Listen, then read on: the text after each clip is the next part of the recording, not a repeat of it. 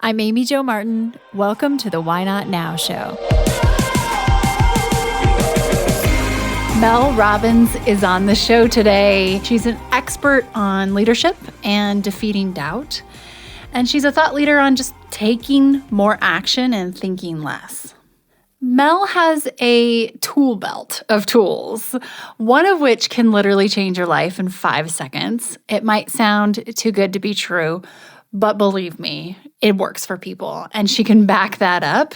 She has millions of people that she's impacted over the years. She has a few other tools as well that allow you to tap into your internal gauge as your guide. Mel talks about her own Why Not Now idea, a moment that arrived as she was sitting in the audience at an Oprah Winfrey event.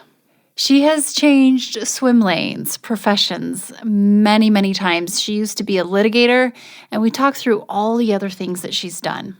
And like most people who have had some pretty great strides of success, it didn't always look that way. At age 41, Mel talks about her life being a mess. She was unemployed, facing bankruptcy, her marriage was spiraling, her confidence was shot, and she was hitting the bottle hard.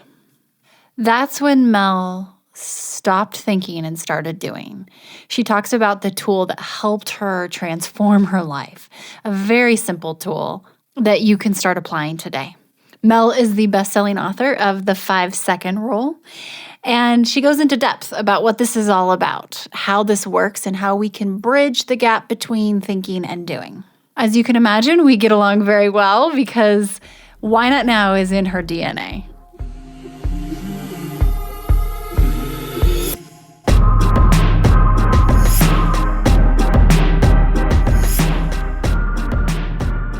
Mel Robbins, welcome to the show. How are you doing today? I'm great. I'm excited to be here. Good. On a scale of 1 to 10, where do you fit today? I think I'm like a 9, in between a 9 and a 10, and there's one reason why. Actually, there's a couple reasons why. Number one, my 12-year-old son, or I should say our 12-year-old son, is off at a sleepaway camp for the first time. It's a 4-week camp. He's a 12-year-old dyslexic, super cool, but very anxious little nugget of a kid. And when we said goodbye, I left, and the goodbye went a lot better than I thought. But I have been waiting, Amy Jo, on pins and needles for that first letter. And it arrived about 15 minutes ago. It is glorious. I mean, I was so bracing for come pick me up. I hate this, and instead it's like, hey, mom, hey, dad, I'm having so much fun at camp. I haven't gotten nervous yet. And I slept like a baby last night.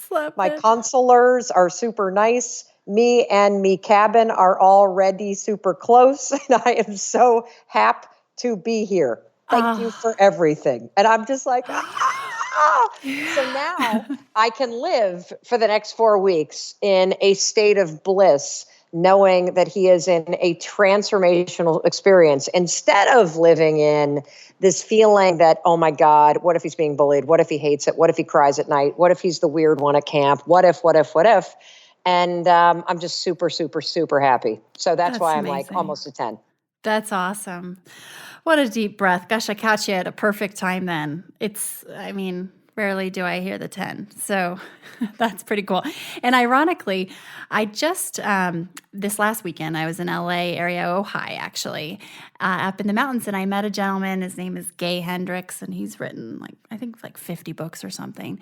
And so I started listening to one because I met him and I found him fascinating. And he wrote this book called The Big Leap.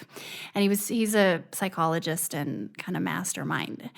And he was telling a story about this parent who sent their kid off to camp, summer camp, and then they called Gay as one of his clients, and they said, something's wrong. I sense that something has majorly gone wrong, and so they reached out to the camp, and they reassured the parent, no, actually, everything is great, it's fine, and they're like, no.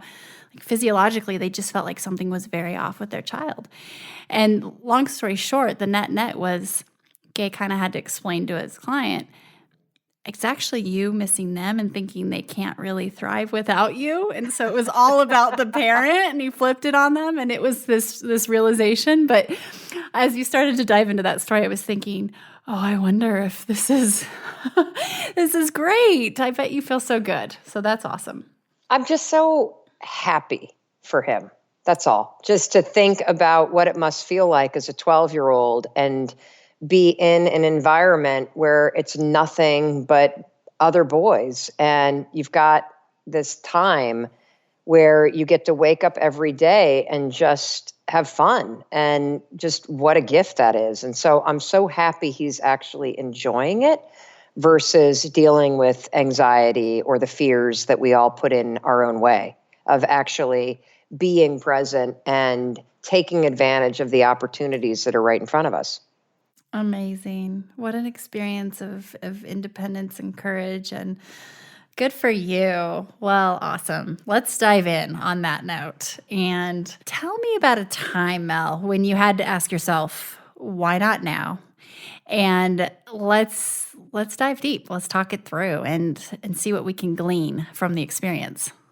All right, cool. Well, I've had a crazy career. I mean, I literally have had an absolutely crazy career, and I've had more job changes than probably everybody that you've talked to on your podcast combined. And I remember I'd been a public defender in Manhattan doing criminal defense work. I'd worked in corporate litigation, which I hated. I had gotten into the tech scene in Boston and had a successful run, and then just felt really lost. And then I hired a coach to help me become a coach and do life and business coaching, because I'd been really successful in my career and my business life. And I remember I was sitting, I decided I would go to an Oprah Winfrey conference because I thought, not only do I love Oprah, but this would be an amazing place to land some life coaching clients, right? Because everybody's there looking to improve their life. And so I'll never forget this. It was here in Boston, and this must have been well over a decade ago. Was it a decade ago? I don't even, maybe it was 8 years ago. I don't know. Well, anyway, I'm sitting in the audience, and Martha Beck, who is a writer and who at the time had a column in Oprah's magazine, she walked onto the stage. Now, I didn't know Martha Beck, but something weird happened when she walked on stage. I had this incredible rush go through my body, and I suddenly stopped listening to anything that she was saying. I didn't hear anything around me, but there was just this sense of wisdom inside me that was like, I want to do that. And here's the crazy part. I didn't even know what that meant. And so I just kind of sat with it. And immediately, of course, when you have one of these insights about what you want to do, or about your dreams, or about, when your intuition comes alive and your wisdom speaks to you, typically, we start to think about it too much, and we'll then start to create distance from that thing that we know that we want. And we'll start to then flood our mind with excuses. And then we, of course, will talk ourselves out of doing anything related to it. And so I remember just then kind of reading up in the program about her, and I'm like, oh, she's written a book. I've never done that. Oh, she writes for Oprah Winfrey. I've never done that. Oh, she speaks around the country. Oh, I've never done that. Oh, she does work. I've never done that. Like and I started to see all of the things that she was doing, and I had never aspired to do any of those things, but there was something in me in that moment that was like, I want to do that. I want to reach more people than I'm reaching right now working one-to-one. Now, the interesting thing for me is that in that moment, I didn't know how. I had no idea. And so I guess I would call it a why not now moment, because I decided, because I didn't know how to do it, that the way that I would start to figure it out is I would do what Martha Beck would do. So I invented this little tool, I guess you could call it, where if I were at a moment in time where I had a question about whether or not I should do something, I would stop and ask myself, well, what would Martha Beck do? And what was interesting is that in the first couple days of using it, nothing really magical happened, and I could have easily abandoned it. But the third night after this conference and after having this intuition and after deciding, okay, why not now? Why not just explore it? And the way I started exploring it is pausing and asking myself, well, what would Martha Beck do? So 3 nights later, I'm sitting at my house. It's like 10 o'clock at night. And an email comes into my inbox. And the email is from a friend of mine that lives in New York, and she works in PR, and she writes, I think this might be interesting for you. And I scroll down, and she has forwarded an email from a writer at Inc. magazine. I start to read the email, and this writer has reached out to PR professionals because she is looking for coaches to interview to write an article about executive coaching and life coaching. And as I'm reading, I start to come up with all these objections. Well, the email request is 20 days old. She's already got everybody. This is a waste of time. Oh, wait, she's looking for a certain certification. I don't have that. This is a waste of time. Oh, she wants people that coach people in a certain type of industry. I don't do that industry. This is a waste of time. Oh, she wants people in this geographic area. I don't live in that geographic. This is a waste of time. And then I caught myself and I asked myself, well, what would Martha Beck do? I know what Mel Robbins would do, and she'd hit delete. What would Martha Beck do? And I thought, oh, well, she'd probably just fire off a response. So I did. That writer called me the very next morning. She said there was something about the response that I wrote that was very compelling. She had all but finished the article, and now she wanted to talk to me, though, before she submitted it. And after our conversation on the phone, she decided to scrap what she had written and start the article anew and just do a profile on me and one other coach. Now, that article ended up getting published in Inc. magazine, and it didn't lead to a single client calling me, but it led to CNBC calling. And they were thinking about doing a show about coaching. So they flew me to New York, and they interviewed me, and on the spot gave me a television development deal. That was the beginning of my media career. And it all can be traced back down to one moment sitting in an audience and having Martha Beck walk on stage and basically saying, I want to do that. And leaning into it right then and using that tool and answering that email. So that's my story. Wow. So many things here that I would love to dive into and dissect. I mean, the physiological response that you mentioned and that rush through your body, as well as kind of a silence. You mentioned that you didn't even hear anything that Martha Beck said from that point on. Describe that a little bit more. And do you find that happening since then? Like, are these types of cues a pattern? Or what can we maybe glean from just that? Well, funny enough, I'm just wrapping up teaching a course online to 2,000 people about inner wisdom and how to hone your clarity and your ability to hear it. And then the second piece, of course, is you've got to have the courage to be able to listen to it. And so my belief is that your inner wisdom is always with you, and that your body and your heart and your soul communicate you through all kinds of signals, and that there are things that you can do to manipulate your sympathetic and your parasympathetic nervous system in order to be able to tune into it. And so for me, that kind of moment, that moment of like, I want to do that, that's clarity. That's the ability to hear what your body is telling you. Because the truth is, your inner wisdom, this isn't like something hokey, like, okay, the universe is talking to you. And I know that a lot of people listening believe that it does. I believe that it does too, but I believe that it talks to you through your body. Mm-hmm. And that your body has a tremendous amount of wisdom in it. And that it is designed to send you signals. And so, for example, if you are in need of water, what do you feel? Thirsty. Correct. That's a signal from your body.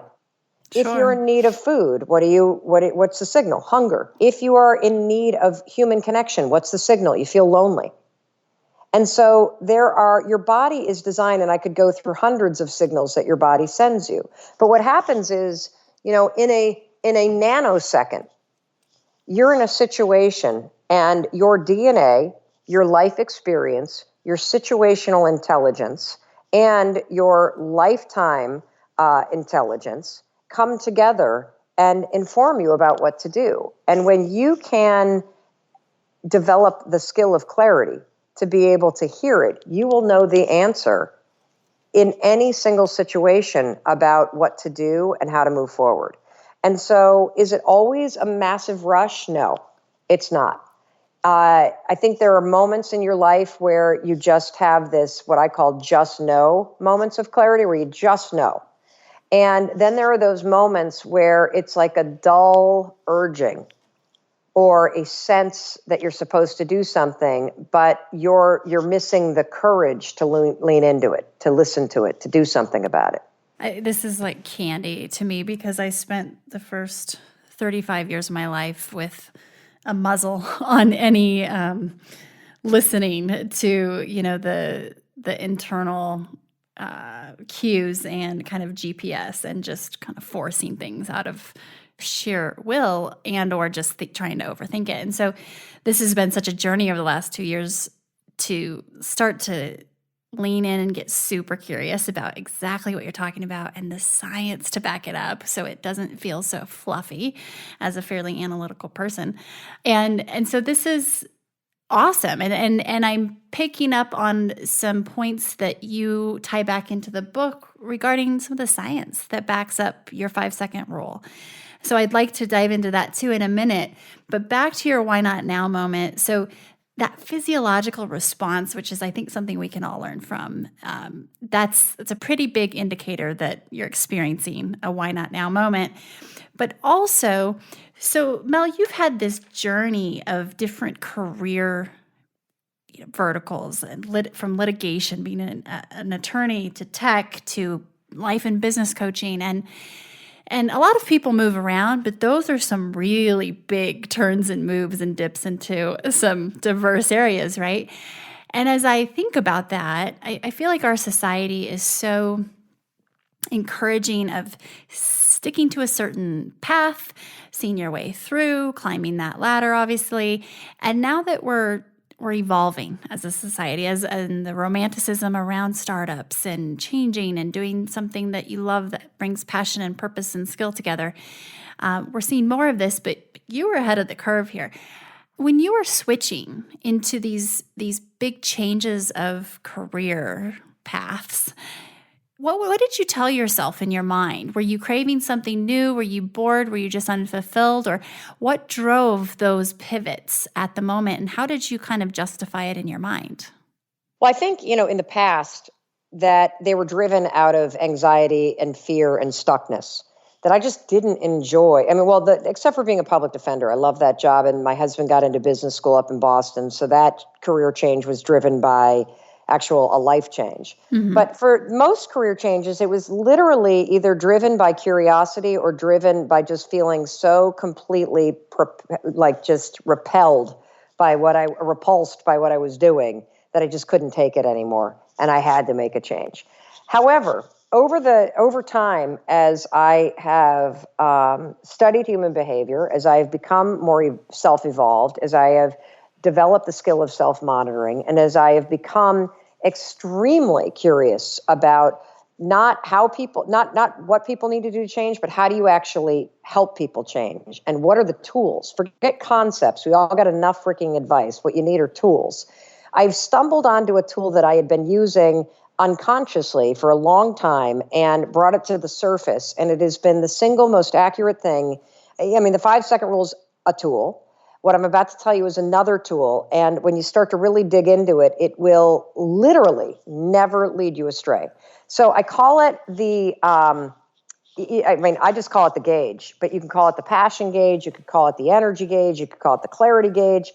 Basically, I pay attention to whether or not I feel depleted or energized. And of course, along that scale of depleted versus energized, there's a whole host of feelings.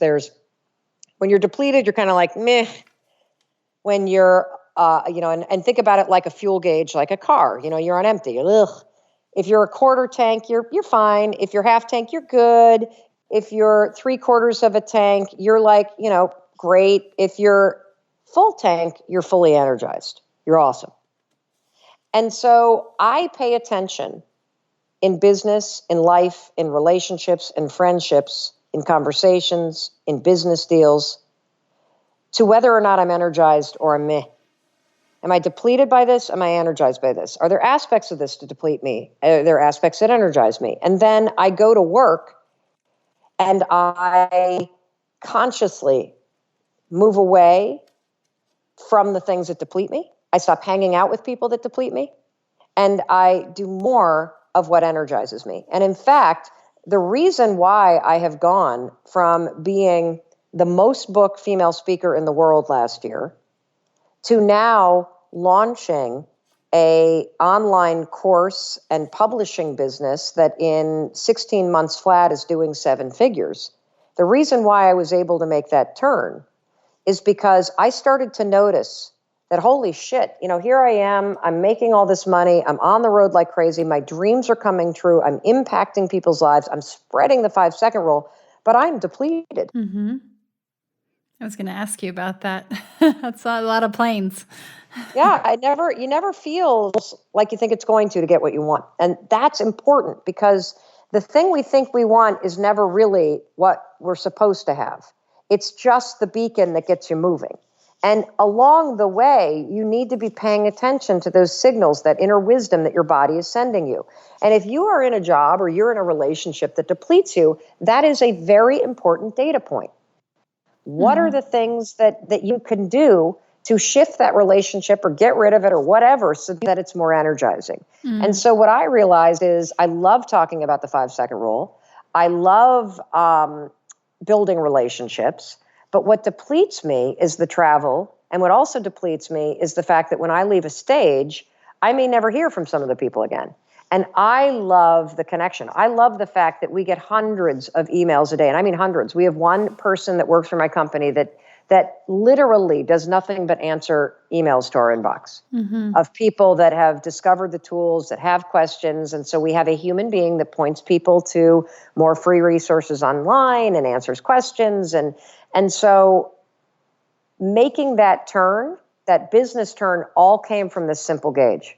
Thank you for sharing this. And it was actually an area that I wanted to dive into with you, and you've already touched on it. And this gauge, or it's really science. I mean, if you think about it, it's dissonance and resonance and constructive interference. And there's science behind this. And that's what I love about it, because it helps you believe and buy in a little quicker, I think. And then you see the magic of the internal just feeling and energy. And I appreciate your honesty with that answer too, because sometimes it doesn't always look the same on the outside, whether people are watching you, move across the globe. And I think we see what we want to see.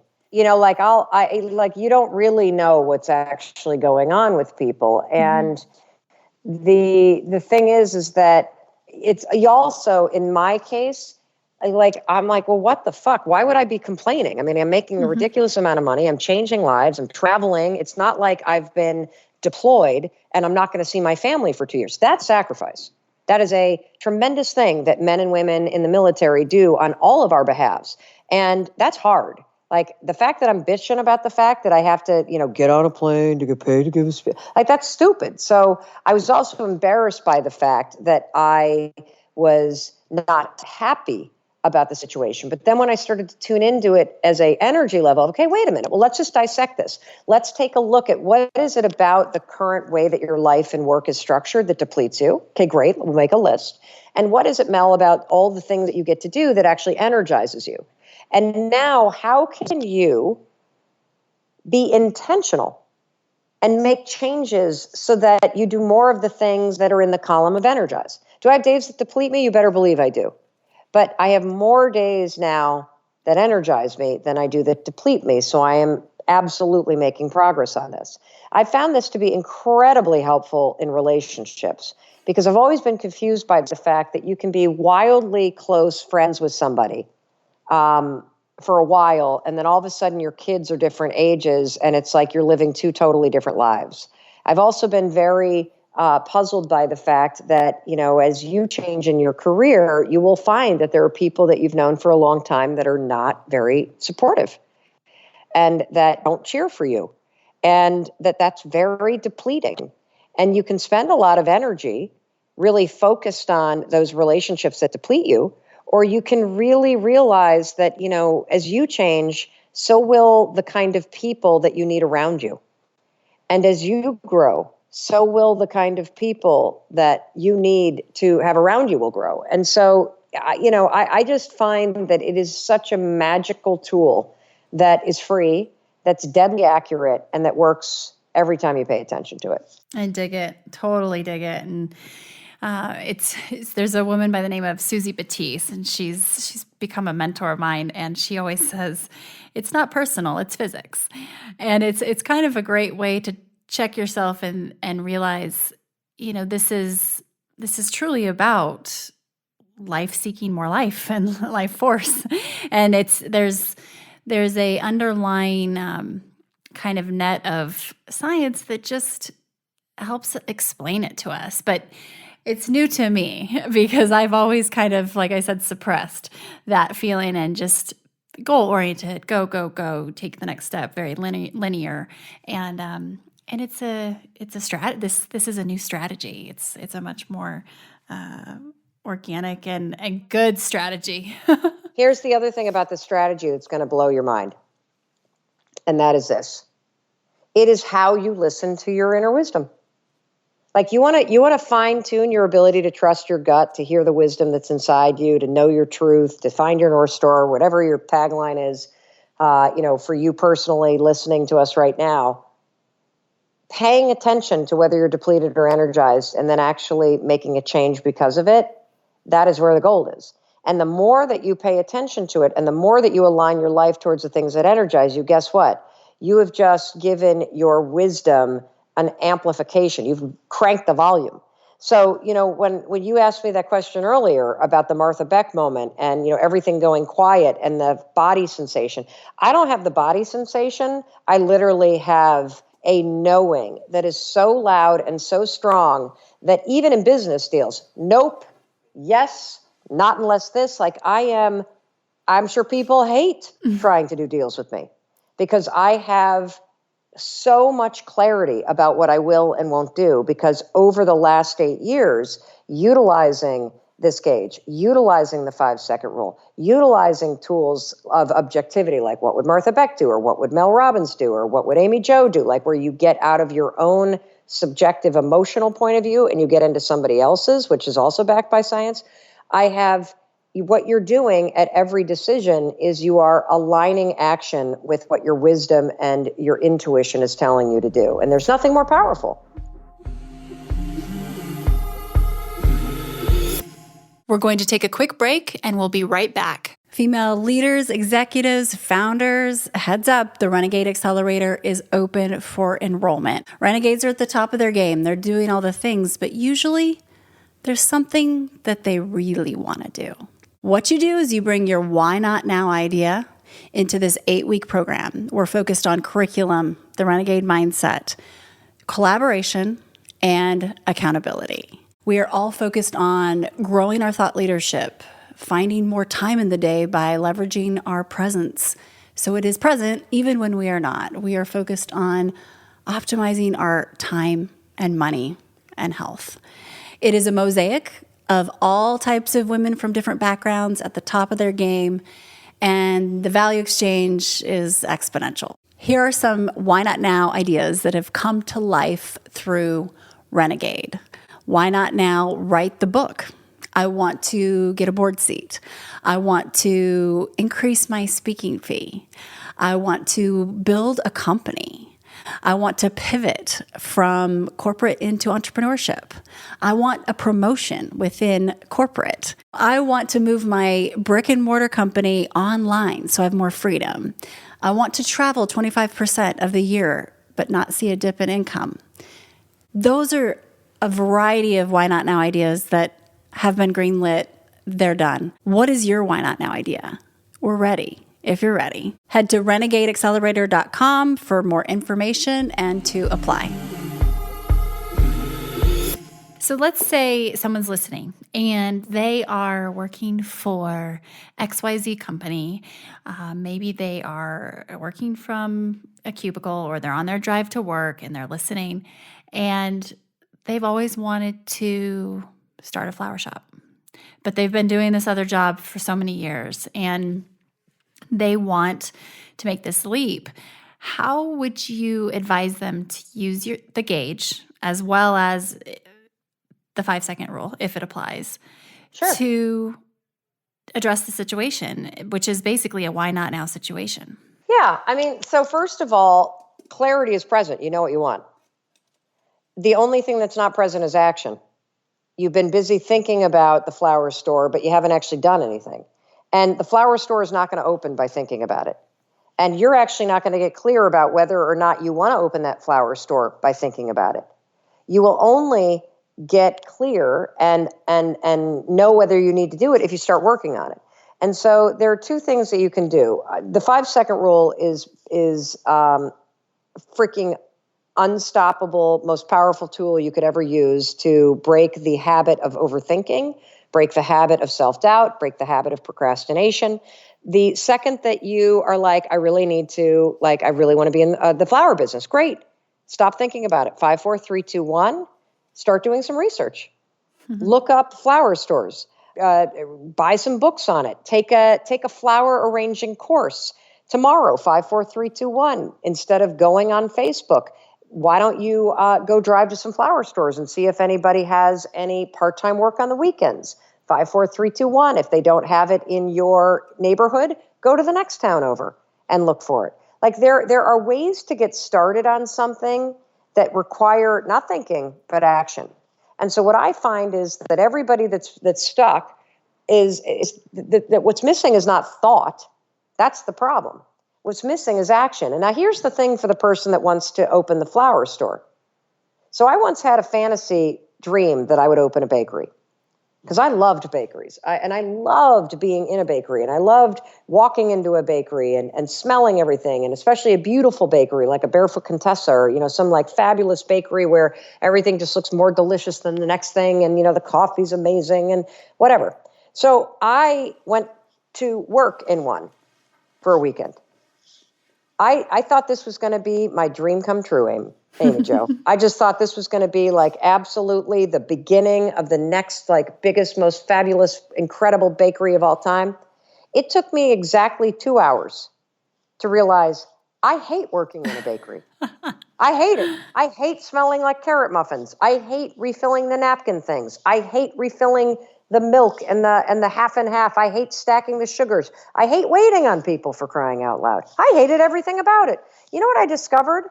I discovered what truly energized me. What energized me about the concept of owning a bakery is that I actually thought it would be amazing to live near a bakery like that, to have the flexibility to be able to walk in the door every morning and get my coffee there. A little different. To have the financial freedom to be able to afford to do that. To have the work flexibility to be able to hang out there and to have the people behind the counter go, oh, hey, Mel, how you doing? So for me, it was about community.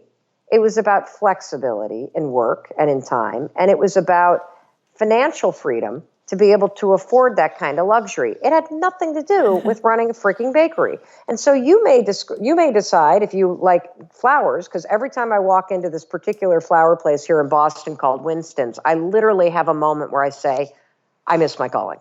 I love flowers. No, I don't. I don't want to work and I don't want to own a flower store. I want to be able to have the time to garden. And I want to know how to make a great arrangement. And I want to be able to afford to buy arrangements from Winston's when I need a special one. That's what that is about. Mm-hmm. That's it. So by getting at it, you would never discover that thinking. It's only when you 5, 4, 3, 2, 1, and that's the 5-second rule. The moment your instincts tell you to move, 5, 4, 3, 2, 1, you start counting backwards. That interrupts the thinking patterns in your brain. In the basal ganglia, it awakens your prefrontal cortex. It prompts you to move. It's a starting ritual for action. It'll work every single time to get you out of the habit of thinking and into the habit of exploring, of acting, of stepping outside your comfort zone, of building the bias toward action instead of the bias toward thinking.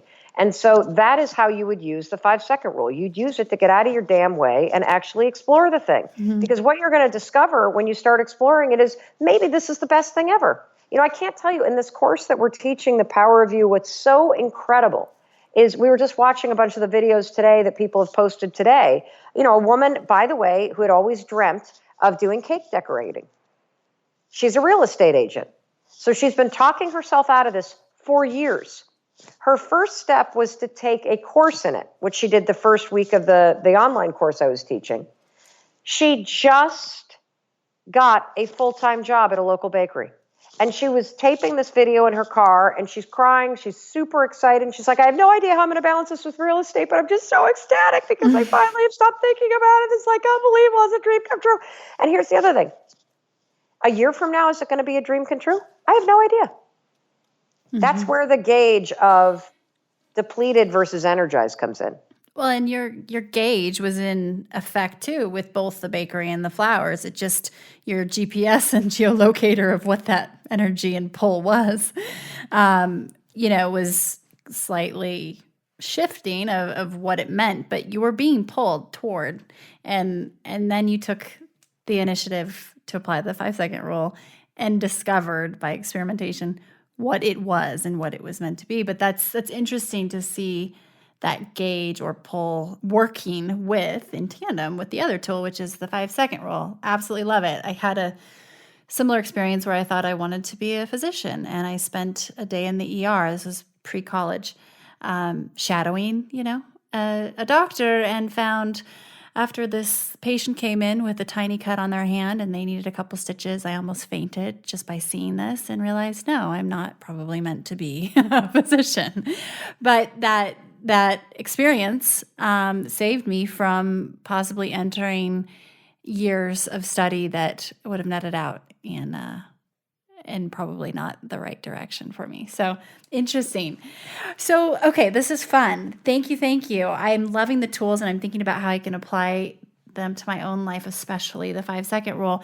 I love how you say in the book, in reading it, act now or your brain will stop you. And it's just like, get out of your own damn way. So let's talk about a why not now moment that you might be in the middle of, or is there something that you've been thinking about doing that now it's time to ask yourself, why not now? Yeah, it's interesting that you say this, because that you're asking me this right now, because I have been really thinking for years about, I guess for the last 2 or 3 years, about events and doing my own events. And I kind of stumbled into the speaking business because, I told you the story about how I got into the media business when that article came out and CNBC called, and then that led to a deal with ABC and a radio show on Sirius, and then that led to a pilot that I shot with Fox that led to a show with A&E, which led to another radio show, which led to CNN, having me come on board, and along the way launched and sold a little internet startup in the content space. It was like a BuzzFeed for women. And I've always dreamt of doing something huge like Oprah or like Ellen or Tony Robbins or Brene Brown, just having my own brand where we are a respected and trusted brand that help people know that they matter, develop the confidence and clarity and courage to live out their dreams, and that we cheer for people. And so, all of my speaking career happened because I gave this TEDx talk about how I had changed my career so many times, and that thing went crazy viral, and I shared the 5-second rule in it, and then people started to write from around the world, and speaking requests came in, and it just exploded. And so, I've been speaking professionally, which means people pay you to do it, for the last 3 years. And again, it took me just last year, I was the most booked female speaker in the world. It's been absolutely crazy. Congratulations, by the way. Thank you. Yes, Thank you. I'm deal. Just it's a lot of work too. Completely blown away by it. Yeah. And what people see is they hear most book, or they hear I've been at it for 2 years. The truth is, I have been building this skill set since I graduated from law school. I literally have been doing this, as far as I'm concerned, since 1994.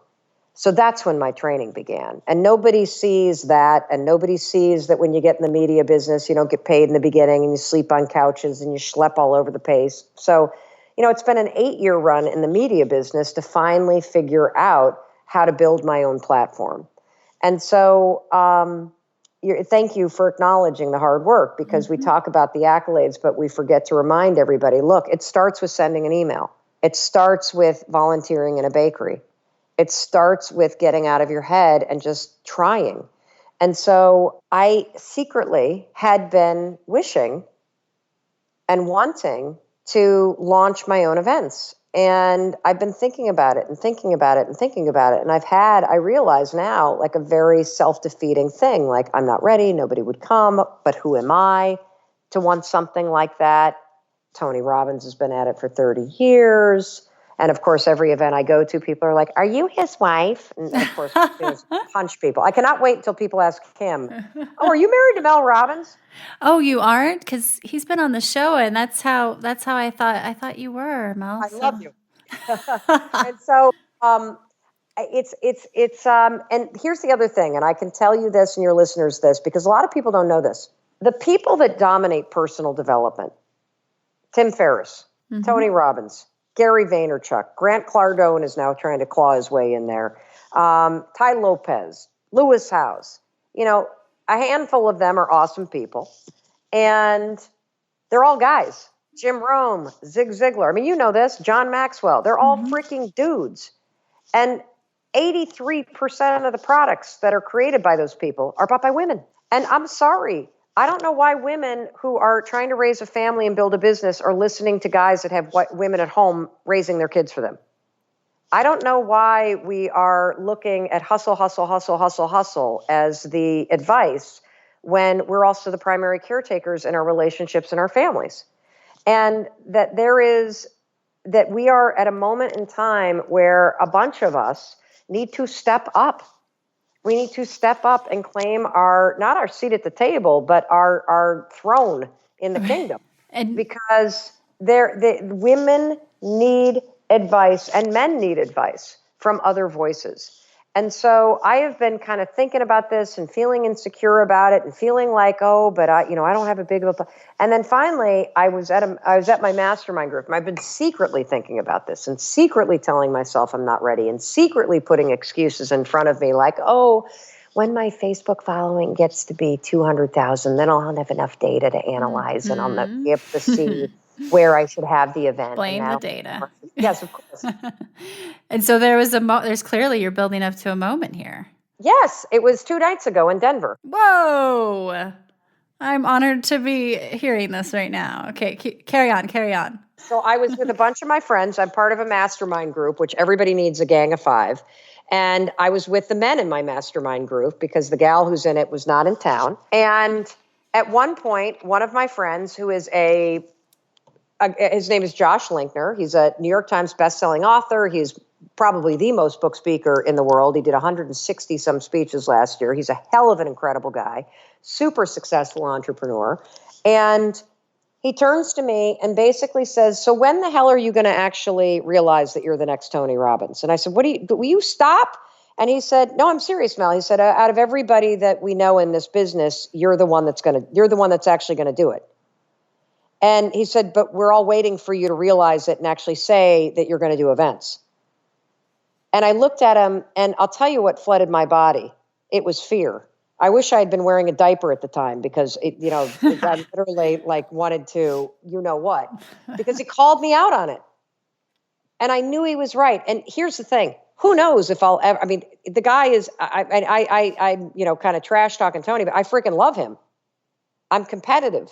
I see what he's doing and I get jealous, or I get insecure, or I feel like, oh my God, like he's so this and I'm so this, or I see Gary's business or anybody's business. I'm sure you feel the same thing, where you are like, I'm not doing enough, or my podcast isn't big enough, or I'm not reaching enough people, or maybe you don't do it, but I torture myself this way. I do. But also comparison is the thief of joy, right? Easier said than done by Teddy Roosevelt. But yes, of course I do. That's why I took a social media detox, and I am a social media. It's been my whole career. It's because I kept comparing myself. So, whenever I catch myself in that comparison game, I go 5, 4, 3, 2, 1. Like the moment you catch yourself worrying, the moment you catch yourself thinking something negative, the moment you catch yourself beating yourself up or comparing yourself, that's a moment of power because you actually just woke up. You realized what you were doing. Now you need to have the courage to cut it off. 5, 4, 3, 2, 1 is what will interrupt the patterns of thinking and will awaken your prefrontal cortex and put you back in control. And so whether I insert gratitude for having you in my life or Lewis in my life or somebody like Tony that's paved the way and made it possible for the rest of us, like that, and then reminding myself the world's a huge place. There's room for all of us and the world needs all of us. And, there is only one you. No one else can do it the way you're going to do it. And that's what our secret sauce always is. Forget about what everybody else is doing. Tune in to what energizes and what depletes you. Pay attention to that inner wisdom and follow it. And so Josh says to me, he literally looks at me and he's like, this is what you're meant to do. And he said, there's a reason why ABC signed you to a talk show development deal. And it never happened.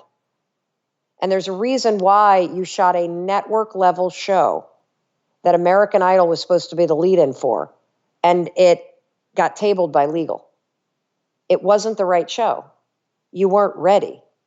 And you weren't supposed to do that. You weren't supposed to be on TV. You're supposed to be out in the world building a business, making a difference. And all of that training, Mel, has led you to this moment. All of that speaking on corporate stages has led you to this moment. And now it's time for you to actually do events and to get out and claim your space as an icon in the personal development business. And women are dying for Amy, Joe, and Mel to do this. And men are dying. I mean, what's really interesting is 45% of my entire audience is male. There's this really awesome shift that's starting to happen where, it used to be that the dudes for everybody and women that gave advice were for women. I think it's important that women actually listen to other women that are successful because we have to navigate things that a lot of men don't have to. And so there's advice in there. Listen to everybody. But there is so much opportunity and need for women to raise their voices and share their expertise and their stories. And so, Josh basically stuck it to me and said, all right, when? And so, I just texted him back and said, I'm committing to doing it the spring of, this coming spring. And so I don't know where we're going to have it yet. I haven't picked a date yet because I haven't actually looked at my speaking calendar. And that's a legit concern because we're booked all the way through the end of next year. Yep. But we're going to do it. I'm doing it. So we just had the why not now moment. And I called myself on my own shit. It's not going to be perfect. The first one might even suck. The first one probably won't sell out.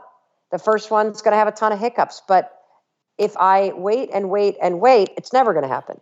So why not now is like, for me, it was a huge revelation of shit. Yeah, why not now? This is dumb. Like I need to actually be working toward it now. I want to tell you guys something because a lot of people don't realize this. So we're working on a journal because the 5-second rule book launch has been absolutely just shockingly more than we ever thought it would be. And the audiobook is the thing that has blown us away in terms of the number of people that have not only bought it and listened to it, but the more than 5,000 5 gold star reviews that we've gotten on that thing. And I'm really, really proud of it. And you know what I'm most proud about, Amy Jo, is that I self-published it. As a business person, that means you keep the revenue.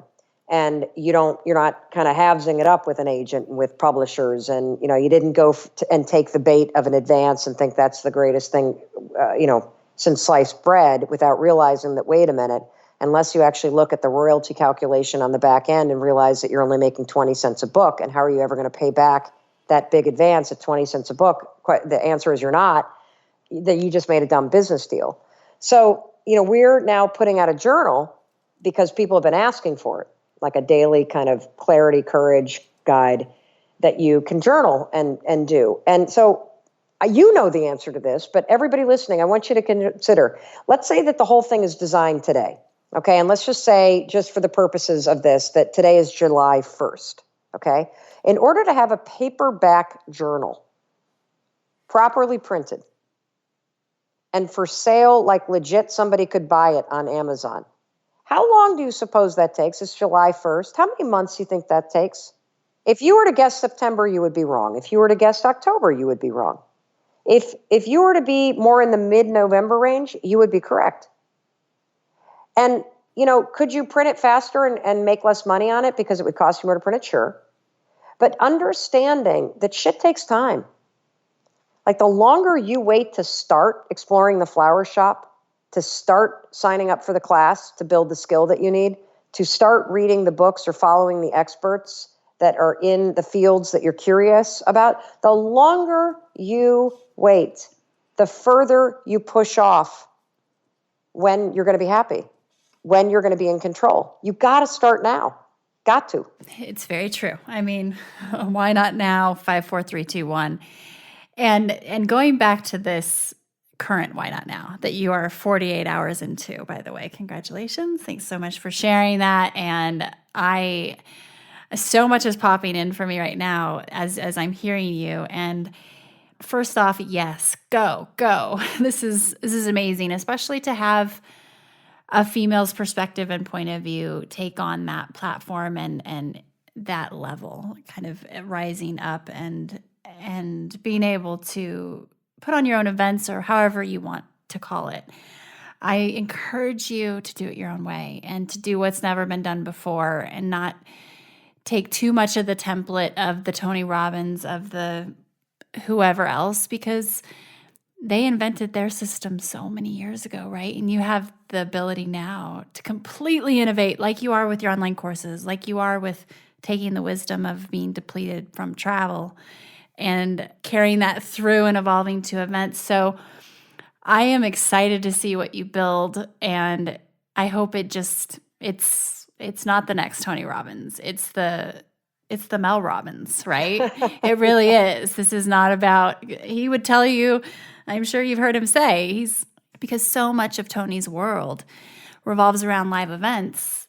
That's kind of back to square one of where you are with traveling and being in that potential depletion for just energy resources within yourself. So innovate it and do, even losing his voice, do it your own way, because you have technology, you have all these buckets of industries and wisdom skill sets that you can draw upon. And I can't wait to see what you build. And I'm here to support you.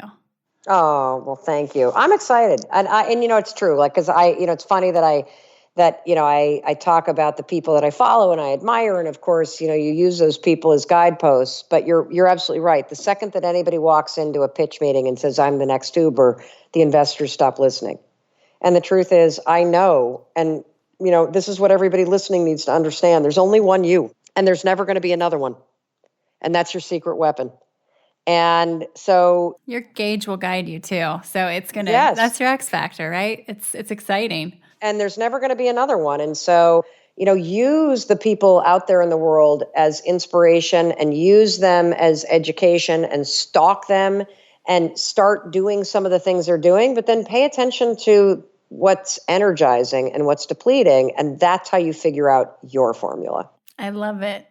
Wow. What an awesome note to wind up on. And thank you for coming on and sharing such a ripe, amazing Why Not Now moment that we can all follow now and see where you go with this and cheer you on and support and show up, right? So thank you.